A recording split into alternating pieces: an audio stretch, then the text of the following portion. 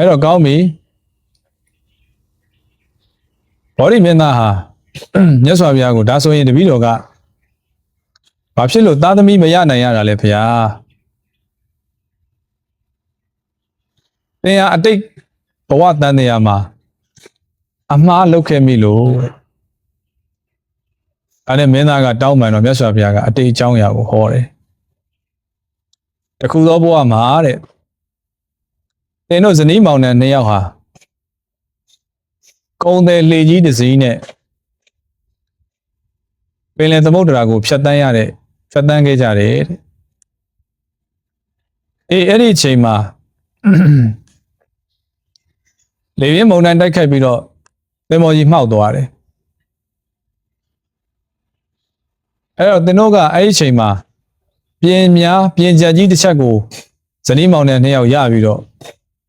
ကျွန်းတစ်ကျွန်းပေါ်ကိုရောက်သွားတယ်အဲ့ဒီကျွန်းကလည်းပဲငှက်တွေအများကြီးရှိတဲ့ကျွန်းပေါ့ငှက်တွေကျက်စားလေးကျက်တဲ့ကျွန်းကြီးဖြစ်နေတယ်အဲ့တော့အဲ့ဒီအချိန်မှာသူတို့ကဗိုက်စားတယ်စားကျင်တယ်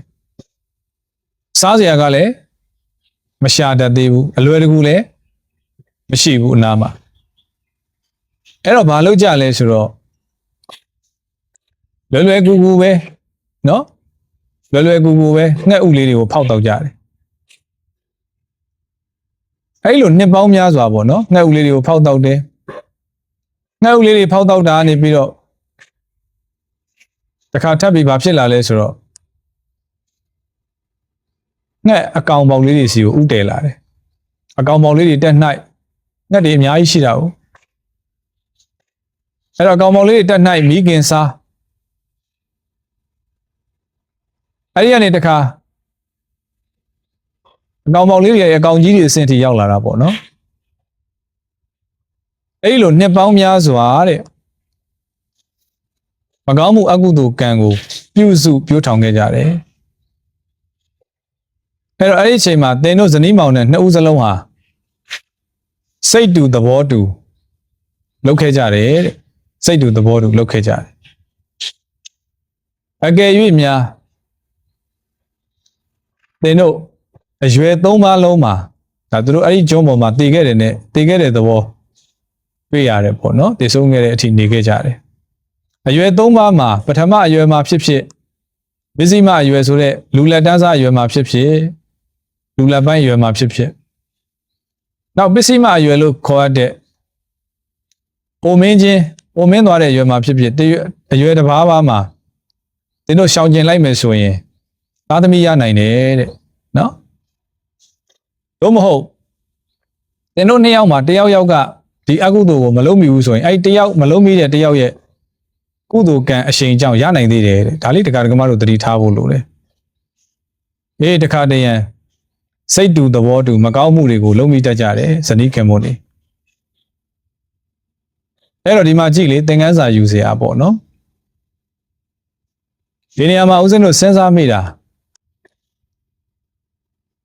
လောကမှာဘဝတွေရှင်သန်ကြဖို့အတွက်လူသားတွေဟာမကောင်းမှုတွေကိုတချို့လုပ်နေကြတယ်စင်ကြီးပြီးတယ်ဘယ်လိုပြောလဲဆိုတော့စာဝတ်နေရေးအတွက်အဲ့တော့စာဝတ်နေရေးအတွက်ဆိုတဲ့စင်ကြီးနဲ့မကောင်းမှုတွေကိုအာဘတရတချို့ကလုပ်ကြတယ်လေအဲ့တော့စောကဘောဓိရာဇကုမာရနဲ့သူ့ရဲ့အမျိုးသမီးကတေးတော့ငရဲကြတယ်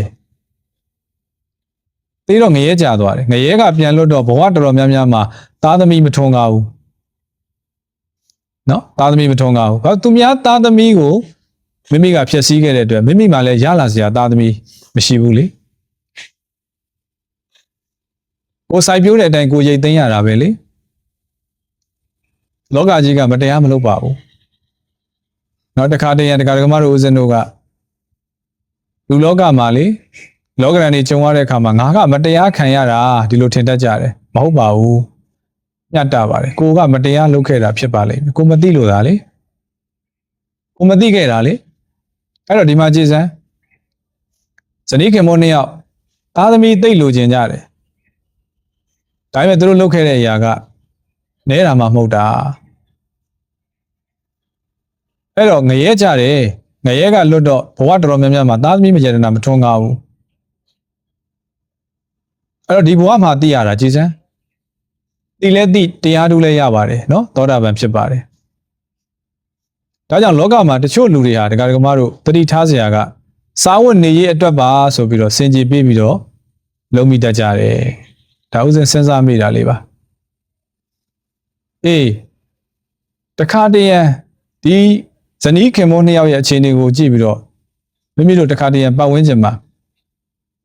လောကမှာအဲ့လိုမကောင်းမှုတွေကြုံတဲ့အခါမှာရှောင်လွှဲဖို့ခက်တဲ့အခြေအနေတွေဖြစ်တတ်ပါလားဆိုတာကိုလည်းသွားတွေ့ရတယ်။ဂျောင်ပိတ်ရက်ခံရတယ်လေခေတ်စကားနဲ့ပြောမယ်ဆိုရင်ခဏခေတ်စကားနဲ့ပြောမယ်ဆိုဂျောင်ပိတ်ရက်ခံရတာပဲ။ဘာမှမတတ်နိုင်ဘူးဟုတ်လား။ရှောင်လွှဲဖို့ခက်ခဲတဲ့အခြေအနေဒါပေမဲ့သူတို့တော့စူးစမ်းပန်းစားနဲ့တော်ထဲမှာတတိတိဥတွေပါတွေရှာရင်လည်းရချင်ရမှာပေါ့။ကြားချင်မှလည်းရမှာပေါ့နော်ဒါကတော့အဲ့တော့ကြည်စမ်းဒုတိယအတွေ့လေးဦးစင်ကောင်းတဲ့ဝင်လာတာကရွေးချယ်စရာမရှိတဲ့အခြေအနေတွေရောက်ရင်လည်းမကောင်းမှုတွေဟာလုံတတ်တာပါလားလို့သွားတွေ့ရတယ်။ကဲဒီမှာကြည့်သူတို့ရွေးချယ်စရာအခြေအနေမရှိဘူး။သူတို့မှဒါပဲရှိတာ။နော်ဒါပဲရှိတာ။အဲ့တော့ပထမအတွေ့လေးကလောကမှာတစ်ခါတည်းရန်စင်ကြယ်ပေးကြတယ်လေ။ဒါလုံးမှဖြစ်မှာမလို့ဒါလုံးမှတရားစားရမှာပေါ့မလို့လို့ဘလို့လုံးမလဲ။ဒီလိုစင်ကြယ်လေးတွေပေးကြတယ်နော်။ဒါပေမဲ့အဲ့ဒီစင်ကြယ်ဟာအသုံးမတည့်ပါဘူး။တကယ်ဒီရဲ့အကျွေးကိုပြန်ဆက်ရတဲ့အခါမှာဘာမှမတတ်နိုင်ပါဘူးဒါတတိထားဖို့ပေါ့တတိထားစရာလေးတွေကိုဦးဇင်းတို့စဉ်းစားမိတာကိုပြောပြတာပါအဲ့တော့ဒုတိယကဆိုပြောသလိုရွေးချယ်ခွင့်မရှိဘူးနော်ရွေးချယ်ခွင့်မရှိတဲ့အခြေအနေတွေကြုံလာရင်လည်းဘာမှမတတ်နိုင်ဘူးနောက်တတိယအတွေးလေးတွေးမိတာကဘဝတန်တရားမှာတခါတည်းရန်ကျင်လည်နေကြတဲ့လောကတတ္တဝါတွေဟာအဲ့ဒါလိုမကောင်းမှုတွေကိုလည်းအချိန်မရွေးအပြစ်မကြောက်ဘာမကြောက်နဲ့လုံးမိတတ်တာပါလားလို့လည်းသွားစဉ်းစားမိတယ်။ကြည်စမ်းတက္ကရာမတို့ခဏခေတ်မှာကိုပဲကြည်လေမကောင်းမှုနဲ့ကြီးပွားချမ်းသာနေတဲ့ပုဂ္ဂိုလ်တွေမကောင်းမှုနဲ့စားဝတ်နေရေးကိုဖြည့်ရှင်းနေတဲ့ပုဂ္ဂိုလ်တွေမိမိတို့ပတ်ဝန်းကျင်မှာရှိမှာပဲလေ။အဲ့လိုရှိတဲ့အခါမှာအဲ့ဒီပုဂ္ဂိုလ်ရဲ့စိတ်ထဲမှာဒါဒီမကောင်းပါဘူးငါမလုပ်သင့်ပါဘူးလို့မစဉ်းစားတဲ့လူများတယ်မစဉ်းစားလို့လုံးမိကြတာပေါ့စဉ်းစားတဲ့လူကြတော့ဆိုတာဦးစင်းပြောတဲ့ပထမအတွေးလိုပဲလေဟေးမကောင်းတော့မကောင်းတာသိတယ်ကိုမှမရှောင်နိုင်တာကိုဟောဒီလိုစင်ကြယ်ပေးတာလေအဲ့တော့စင်ကြယ်ပေးတဲ့လူဒန်းစားတရက်ရဲ့ရှောင်လွဲလို့မရတဲ့အခြေအနေနဲ့ဂျောင်ပိတ်ခံရတဲ့လူဒန်းစားတရက်ရဲ့မကောင်းတာကိုမကောင်းမှန်းမသိတဲ့အခြေအနေကြုံရတဲ့လူဒန်းစားတရက်ရဲ့ဒီသုံးမျိုးဦးစင်းကသွားစဉ်းစားမိတယ်ဒါတကယ်မှတော့ဉာဏ်ရှိပါတယ်စဉ်းစားကြည့်နော်အဲ့တော့လောကမှာအဲ့ဒီတိုင်းပဲနောက်ဆုံးအတွေးလေးကဥစဉ်ဘာစဉ်းစားဘာကိုအခြေခံပြီးစဉ်းစားမိလဲဘာတွေအတွေးအစတွေထွက်လာလဲဆိုရင်လောကတတ္တဝါတွေဟာဘဝတန်တရာကျင်လည်တဲ့အခါမှာတနေ့မဟုတ်တနေ့တဘဝမဟုတ်တဘဝဒီလိုပုံစံဟာကြုံရမှာပဲဒါကြောင့်ဘုရားရှင်ကပြောတယ်လေအေးကောင်းရင်ဝါကိုလှန်ဆူးတယ်ဆိုရင်အဲ့ဒီစူးနေတဲ့လှန်ကိုနောက်မှနှုတ်တက္ကာယဒိဋ္ဌိကိုအရင်ဖြုတ်ဆိုတာနော်တန်တရာမှာမလဲအောင်ကျင်လည်မှုတွေမဖြစ်အောင်ရတန်းကရအောင်အရင်လုပ်လို့ပြောတာခေါင်းမှာမီးလောင်နေတယ်ဆိုအဲ့ဒီခေါင်းမှာလောင်နေတဲ့မီးကိုနောက်မှညှိတက္ကာယဒိဋ္ဌိကိုအရင်ဖြုတ်ဆိုတာအဲ့ဒါကိုရည်ရွယ်တာပဲနော်ပုထုဇဉ်ဖြစ်ရတဲ့အတွက်မိုက်မဲတတ်ကြတာပေါ့ဒါဦးဇင်းတို့လည်းမိုက်ခဲ့ကြမှာပဲလေနော်ဘဝတန်တရားမှာအားလုံးကမိုက်ခဲ့ကြတာပဲကဲဒီမှာကြည်စမ်းတန်ត្រာမှာလမ်းမမိကြသူများထဲမှာအခုဗောဓိရာဇကုမာရသူတို့မှားခဲ့တဲ့ဇနီးမောင်နှံနှစ်ယောက်မှားခဲ့တဲ့အမှားပေါ့ငရဲကြတယ်ငရဲကလွတ်တော်လဲပဲ